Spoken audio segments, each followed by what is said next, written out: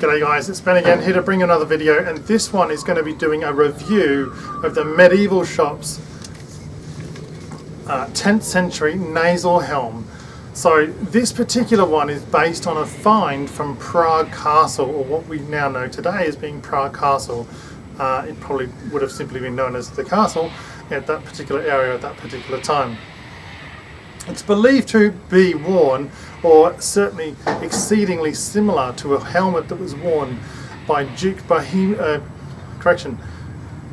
Wenceslas I of Bohemia, who died in about 935. I'll just check that. Alrighty, so what we have here is an exceptional nasal helm with a conical shape. Let's just take a quick look at it. This is a very simple helmet. Alrighty, lovely nasal helm. It's well constructed. 12 gauge is very heavy. I don't believe it's necessarily historically accurate. I would like to be your input on that. We do know that helmets of the time period could be as light as 18 gauge. So a 12 gauge helmet seems very kind of unusual to me. And it weighs at 2.68 kilos. Which again correlates with that kind of very heavy gauge, and it seems very heavy, but there we go. Alrighty, so the great thing about these kind of conical helmets is, so if I can just hold this in place, any kind of slashing blows are just going to glance off the helmet.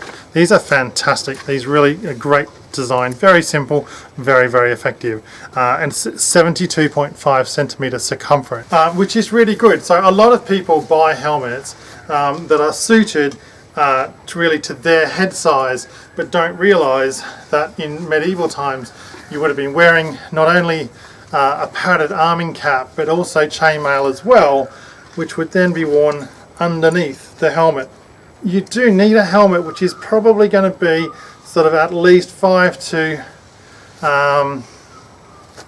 maybe even 10 centimeters bigger than your head size, depending on how thick an arming cap and how thick a chainmail coif that you might be wearing if you're going to be doing reenactment.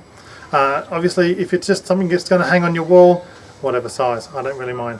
But if it's going to go over your head, it obviously needs to be able to accommodate the gear you're going to be wearing.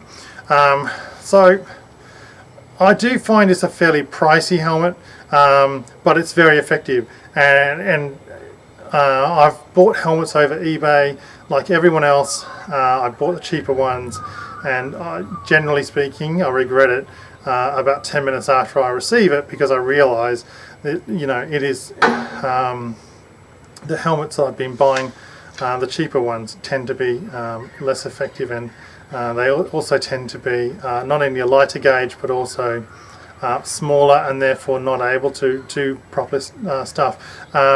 Buying a helmet, and when you do buy one, I do strongly recommend you get to try it on and make sure that what you're getting is what you're paying for. So often I've bought helmets and been told it's going to be one size or a particular weight or whatever, and that difference of 500 grams or something, it can seriously add up over a period of time when you're wearing it. The disadvantage of the nasal helm like this is the lack of protection to the face, which is very obvious, and it was not overly surprising that in the later part of the 10th century you started to see helmets come into play that had these face shields and a bit more protection.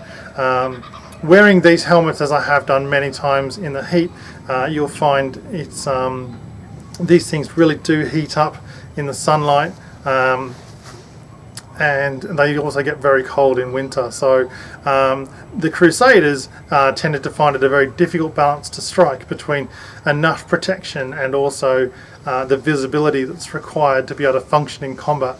So a nasal helm is perfect in many respects, because it increases that amount of visibility, but you do lack the protection across your face. So a sword strike against this would probably break my nose, but it wouldn't actually kill me. But that said, I would have blood spewing out everywhere, so not a good thing in some ways. But the advantage of the nasal helm is the amount of visibility that I've got. I can see everything that's going on, and are able to ride a horse with this. These helmets remained very popular right through from around, we believe, the 6th century, 7th century, right into the kind of 13th, 14th, 15th centuries. They were cheaper to produce, and they were obviously less expensive to buy. Very effective helmets. And this whole one piece, I absolutely like it because there's no weak points anywhere.